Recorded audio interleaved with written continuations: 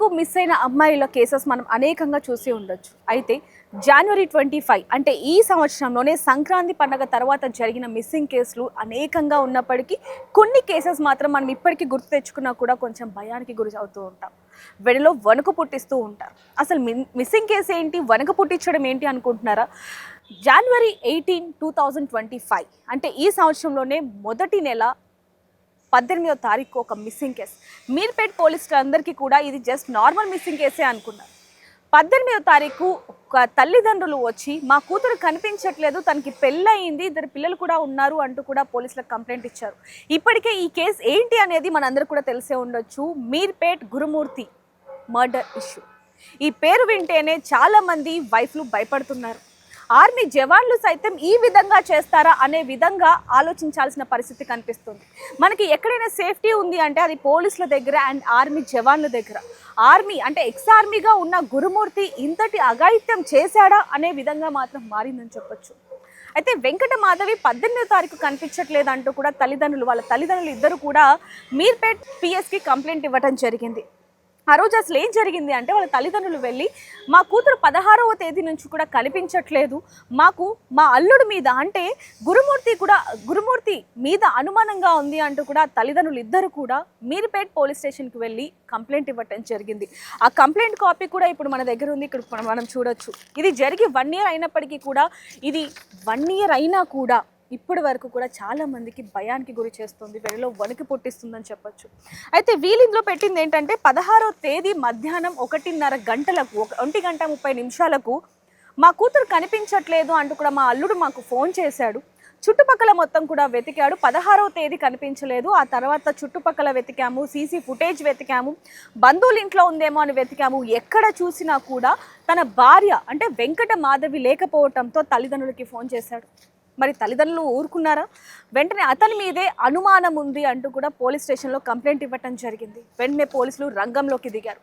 అసలు వెంకట మాధవి ఎటెళ్ళిపోయింది, తను అసలు ఎంత పద్ధతైన అమ్మాయి అనేది కూడా ఆ చుట్టుపక్కల వాళ్ళందరూ చెప్తున్నారు, ఆ బిల్డింగ్లో వాళ్ళు చెప్తున్నారు అండ్ అలాగే వాళ్ళ తల్లిదండ్రులు కూడా చెప్తున్నారు. తనకి 2 ఆడపిల్లలు కూడా ఉన్నారు. 2 రోజుల క్రితమే మాతో ఫోన్ కూడా మాట్లాడింది అంటూ కూడా వెంకట మాధవి తల్లిదండ్రులు కూడా చెప్తున్నారు. ఆ చిన్నారి మాటలు అంటే వెంకట మాధవి గురుమూర్తికి ఇద్దరి సంతానం ఎవరైతే ఉన్నారో 2 పిల్లలు, వాళ్ళు కూడా ఏడుస్తూ మా అమ్మ ఎక్కడికి వెళ్ళిందో తెలీదు, మా అమ్మను మాకు కావాలి అంటూ కూడా వాళ్ళు రోధిస్తున్న ఆ విజువల్స్ ప్రతి ఒక్కరికి కూడా కంటతడి పెట్టిస్తున్నాయి. అసలు ఆమె ఏమైపోయిందన్న కోణంలో పోలీసులు దర్యాప్తు చేపట్టారు. ఆ ప్రతి ఒక్క సిచ్యువేషన్లో కూడా ఈ ఒక్క కేసే కాదు, ప్రతి మిస్సింగ్ కేసులో కావచ్చు, ఎనీ కేసులో అయినా సరే ముందుగా పోలీసులు ఇంట్లో ఉన్న వాళ్ళనే అనుమానితులుగా చూస్తూ ఉంటారు. అయితే ఈ కేసులో కూడా మీర్పేట్ గురుమూర్తి మాధవి కేసులో కూడా పోలీసులు గురుమూర్తినే అనుమానాస్పదంగా గుర్తించారు. అతన్ని విచారించారు. అసలు ఏం జరిగింది అంటే నాకు తెలీదు, ఇంట్లో చిన్న గొడవ అయింది, ఇంట్లో నుంచి వెళ్ళిపోయిందని చెప్పాడు గురుమూర్తి. పోలీసులు నిఘా పెట్టారు. దగ్గరలో ఉన్న సీసీటీవీ ఫుటేజ్లు మొత్తం కూడా వెతకడం జరిగింది. ఎక్కడా కూడా మాధవికి సంబంధించి ఒక్క ప్రూఫ్ కూడా లేదు తను బయటికి వెళ్ళినట్టు. పోలీసులకి అనుమానం వచ్చి మళ్ళీ గురుమూర్తిని విచారించారు. 16వ తేదీ ఇంట్లోకి వెళ్ళినట్టుగా ఉంది తప్ప, అంటే గురుమూర్తి ఇక్కడ ముందుగానే వెంకట మాధవిని చంపాలి అనే ప్లానింగ్తో ఉన్నాడు అనేది ఇక్కడ మనకు అర్థమవుతుంది. గురుమూర్తి మాధవికి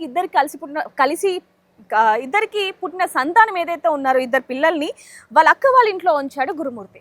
అసలు ఎందుకు ఉంచాడు అంటే పండగ వస్తుంది కాబట్టి 2 రోజులు వాళ్ళు అక్కడ ఉంటారు అన్న ఉద్దేశంతో ఉంచాడట.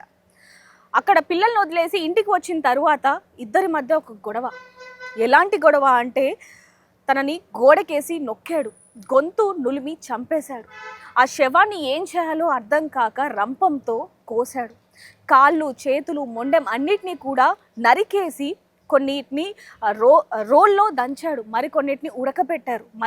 ఏవైతే ఫ్లెష్ ఏదైతే ఉంటుందో ఆ రక్తం అదంతా కూడా డ్రైనేజ్లో, లెట్రిన్లో ఏదైతే వాష్రూమ్ ఉంటుందో దాంట్లో పడేశారు. అసలు ఒక ఆర్మీకి ఇంతటి ఆలోచన ఎలా వస్తుంది అన్నట్టుగా ప్రతి ఒక్క మీడియా ఛానల్లో ప్రతి ఒక్కరూ, అటువైపు పోలీసులు, ఇటువైపు మీడియా మొత్తం కూడా ఒక్కసారిగా సంచలనమైన వార్త బయటికి వచ్చింది. అసలు నిజంగానే ఒక ఆర్మీ ఇలాంటి ఘటన చేస్తాడా అనే విధంగా ఇక్కడ ఉందని చెప్పొచ్చు. అయితే నిజంగానే హత్య చేశాడా అంటే గురుమూర్తి ఒప్పుకున్నాడు. కానీ పోలీసులకి అక్కడి నుంచే ఒక పెద్ద సవాల్గా మారింది ఈ కేసు. ఒప్పుకున్నప్పటికీ కూడా అతని ఫేస్లో అంటే తన భార్యను చంపాను అన్న పశ్చాత్తాపం 1% కూడా అక్కడ లేదు. చంపాను అయితే ఏంటి, దమ్ముంటే పట్టుకోండి అంటూ కూడా సినిమా డైలాగులు చెప్పాడు. పోలీసులకి ఏం చేయాలో అర్థం కాని పరిస్థితి. వెంటనే తనని అదుపులోకి తీసుకున్నారు. అసలు ఏం జరిగింది ఏంటని అన్నప్పుడు ఊరికే తన పుట్టింటికి వెళ్తూ ఉంటుంది. నాకు అది నచ్చట్లేదు, నచ్చక నేను అనేక విషయాలు మాధవితో డిస్కస్ చేశాను. కానీ మాధవి మాత్రం అసలు నా మాట వినకుండా ఏ రోజైతే మాధవి చనిపోయిందో అంటే జనవరి 16, 2025 ఆ రోజు చనిపేశాడో ఆ రోజు ఇద్దరి మధ్య పెద్ద వివాదం చోటు చేసుకుంది. ఇద్దరి మధ్య ఎప్పటిలాగానే గొడవలు జరుగుతున్నప్పటికీ మాధవి చేసింది ఏంటంటే తన మెడలో ఉన్న పుస్తెల తాడు ఏదైతే ఉందో తాలిబొట్టు అది విసిరి ఒక్కసారిగా తన మీద వేయటంతో కోపానికి గురయ్యాడు గురుమూర్తి. ఏం చేయాలో అర్థం కాలేదు. ఒక్కసారిగా అక్కడ ఏదైతే గోడ ఉందో మాధవిని ఆ గోడకి అణిచివేశాడు. పీక నులిమి చంపేశాడు. చంపేసిన తర్వాత ఆ శవాన్ని ఏం చేయాలో అర్థం కాక రంపంతో కాళ్ళు చేతులు మొండెం తలని మొత్తం వేరు చేశాడు. ఆ భాగాలన్నింటినీ కూడా ఎవరు ఊహించని విధంగా అతి దారుణంగా, అసలు మనుషులు ఇంత దారుణంగా తయారవుతారా, అది కూడా ఒక army person, ex army person ఇంత కిరాతకంగా ఆలోచిస్తాడా అనే విధంగా అతని తీరు ప్రతి ఒక్కరికి కూడా ఆశ్చర్యానికి భయానికి గురి చేసింది. ఆ అపార్ట్మెంట్లో ఏదైతే ఆ ఇల్లు చూస్తున్నామో ఆ ఇంట్లో ఉన్న వాళ్ళు కూడా ఇల్లు ఖాళీ చేసి వెళ్ళిపోయిన పరిస్థితి. ఇంకోటి ఇక్కడ ముఖ్యంగా అప్పట్లో వచ్చిన వార్తలు ఏంటంటే ఆ ఎముకలు ఏవైతే ఉంటున్నాయో వాటిని ఎండబెట్టాడు ఎండకి అనేది కూడా చెప్తున్నారు. ఇది జరిగి అంటే 16వ తేదీ జరిగింది, 17, 18వ తారీఖు కేసు నమోదైంది. ఆ తర్వాత నుంచి ఈ విషయాలన్నీ కూడా బయటపడడం జరిగింది. మరి ఈ 3 రోజులు ఇంట్లో చుట్టుపక్కల వాళ్ళకి ఎటువంటి అనుమానము రాలేదా, ఎటువంటి శబ్దాలు రాలేదా, వాసన రాలేదా అనే ఎన్నో ప్రశ్నలు ప్రతి ఒక్కరు కూడా వచ్చాయి. బట్ అన్నిటికీ కూడా గురుమూర్తి ఎంతో నవ్వుతూ ఎంతో ఆనందంగా సమాధానం చెప్తున్నాడు. ఎందుకు చంపాడు అంటే నా మాట వినట్లేదు, నేను చెప్తున్నా కూడా వినకుండా తన పుట్టింటికి వెళ్తుందన్న ఒకే ఒక కారణం, వాటి కారణంగానే ఈ విధంగా చేశాడు అనేది కూడా పోలీసులు కూడా నిర్ధారించారు. కానీ అసలు ఎలా చంపాడు అనే సాక్ష్యం కోర్టుకి చూపించాలి. కోర్టుకి చూపించాలి అంటే సాక్ష్యాలు కావాలి. మరి ఎక్కడివి అంటే సాక్ష్యం ఏమీ కూడా లేకుండా గురుమూర్తి చేసిన హత్య ప్రతి ఒక్కరికి కూడా ఒక చిక్కుముడి, ముఖ్యంగా పోలీసులకి అతిపెద్ద చిక్కుముడి అని చెప్పొచ్చు. పోలీసులు రంగంలోకి దిగారు, ఇంటిని మళ్ళీ రీసెర్చ్ చేశారు. అసలు ఏం జరిగింది ఏంటనేది మొత్తం కూడా గురుమూర్తిని తీసుకెళ్ళి ఇన్వెస్టిగేషన్ చేశారు. లోపలికి తీసుకెళ్ళిన తర్వాత అసలు ఎక్కడ చంపేశాడు, ఎక్కడ పడుకోబెట్టాడు, ఏ గోడకి తనని పెట్టి గొంతు నులిమాడు, ఇలా ప్రతి ఒక్కటి కూడా చేస్తున్న క్రమంలో పోలీసులకి అంటే దాదాపుగా బ్లూ రేస్ అనేది గతంలో ఒక మైనర్ బాలికను ఒక పంతులు చంపేసిన క్రమంలో వాడడం జరిగింది. అది కూడా కొన్నేళ్ల క్రితం. ఆ తర్వాత మళ్ళీ గురుమూర్తి కేసులో మాత్రమే పోలీసులు బ్లూ రేస్ని యూజ్ చేయడం జరిగింది. వాటి కారణంగానే ఎక్కడైతే ఆ ఇల్లు ఉందో ఆ ఇంట్లో ఎడ్జ్లో మనం చూసుకోవచ్చు ఏదైతే టైల్స్ ఉంటాయో ఆ చివర్లో కొంత భాగంలో రక్తపు మరకలు, అలాగే మాంసపు చిన్న చిన్న రేణువులు అంటే అతి చిన్న కణాలు కూడా ఉన్నట్టు పోలీసులు గుర్తించారు. వాటి తర్వాత లెగ్గిన్కి కూడా అంటే పిల్లలు వేసుకునే లెగ్గిన్కి కూడా రక్తపు కణాలు ఉండటంతో పోలీసులకి కొంతవరకు ఈజీ అనిపించినప్పటికీ కూడా నిజంగానే అది తన రక్తమేనా లేకపోతే ఇంకెలా ఆయన చేశాడా ఏంటనే ప్రశ్న మాత్రం ప్రతి ఒక్కరికి కూడా ఉంది. ఎందుకంటే అక్కడ ఉన్నది సామాన్య వ్యక్తి కాదు, గురుమూర్తి ఆర్మీ, ఎక్స్ ఆర్మీ, ప్రతి ఒక్కరిని కూడా చదివిన వ్యక్తి. ఆర్మీ పర్సన్స్ ఎలా ఉంటారో మన అందరికీ కూడా తెలిసిందే. అలాంటిది అతన్ని చూసి ధైర్యంగా ఉండాల్సింది పోయి అలాంటి వ్యక్తి ఈరోజు చంపడం ఏంటి అనే ప్రశ్న అందరికీ కూడా వచ్చిందని చెప్పొచ్చు. దీనికి సంబంధించి కూడా పోలీసులు ఇన్వెస్టిగేషన్ చేసిన తర్వాత అతన్ని రిమాండ్కి తరలించారు.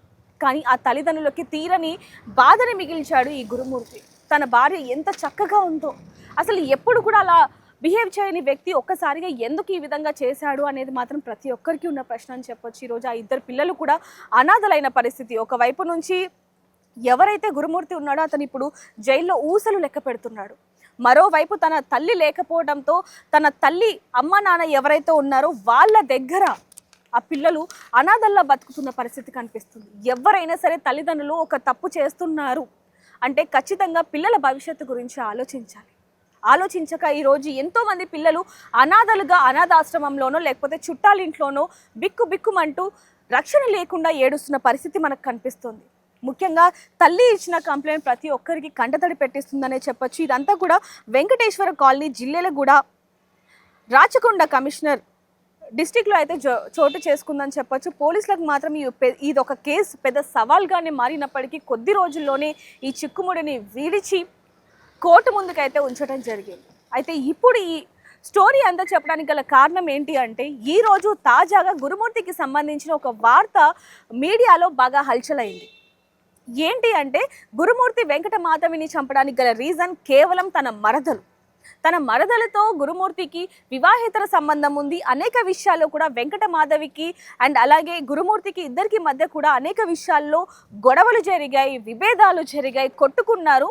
దాంట్లో భాగంగానే వెంకట మాధవిని గురుమూర్తి అతి కిరాతకంగా చంపాడు అనేది మాత్రం ఇక్కడ నిజమైంది అనేది కూడా కొన్ని వార్తలు రావడంతో చక్కర్లు కొట్టాయని చెప్పొచ్చు ఈ వార్తలు. ఎందుకంటే సంవత్సరం దాటిన తర్వాత ఇప్పుడు మరొక కోణం, మరొక ట్విస్ట్ ఈ గురుమూర్తి మీర్పేట్ గురుమూర్తి ఇష్యూలో రావటం అనేది ప్రతి ఒక్కరికి ఒక పెద్ద ట్విస్ట్ అని చెప్పొచ్చు. దానికి సంబంధించి కూడా పోలీసులు ఒక వివరణ అయితే విడుదల చేశారని చెప్పొచ్చు. దానికి సంబంధించి కూడా ఈ వార్తని ఎవరైనా సరే వేస్తే ఖచ్చితంగా మేము చట్టపరంగా చర్యలు తీసుకుంటామంటూ కూడా ఏసీపీ కాశిరెడ్డి చెప్తున్న పరిస్థితి కనిపిస్తుంది. ఛార్జ్ షీట్ వేసిన తరువాత ట్రయల్ నడుస్తూ ఉంది. ఆ తర్వాత ఎటువంటి కొత్త కోణాలు కూడా ఉండవు అంటూ కూడా ఏసీపీ కాశిరెడ్డి చెప్పారు.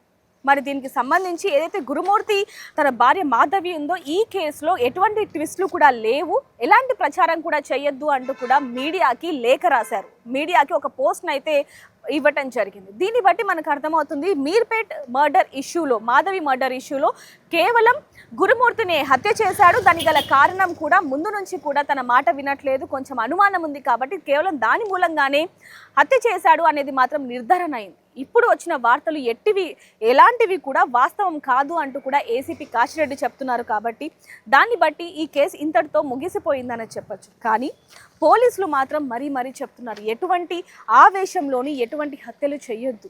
ఎందుకంటే ఇటువైపు భార్య, ఇప్పుడు మనం ఎన్నో చూస్తున్నాం ఈ సంవత్సరంలోనే కొత్తగా పెళ్ళైన జంటలు కావచ్చు, హనీమూన్కి వెళ్ళి లేకపోతే వివాహేతర సంబంధాలు పెట్టుకొని భర్తను ఎలా కిరాతకంగా చంపుతున్నారు, భార్యను ఎలా కిరాతకంగా చంపుతున్నారు, అతి దారుణంగా కడుపున పుట్టిన పిల్లల్ని కూడా అతి దారుణంగా చంపిన ఘటనలు ఈ సంవత్సరం 2025లో మనం అనేకంగా చూసాం.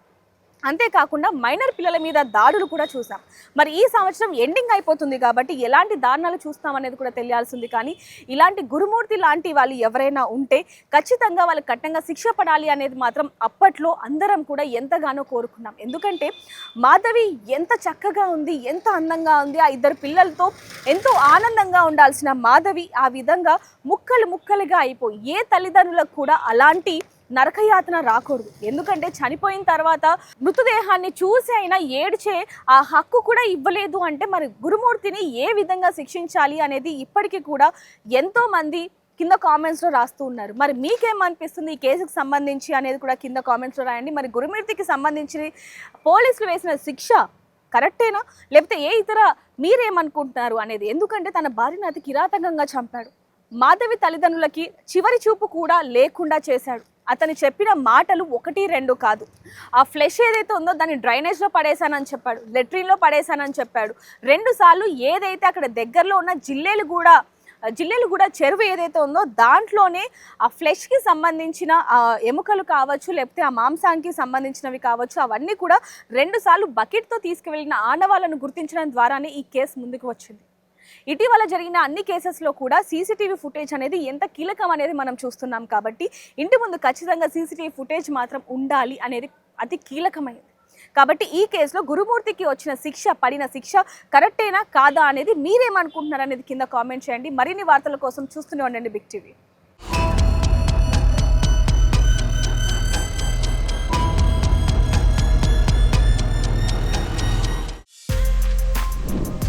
For more videos like this, subscribe Big TV channel.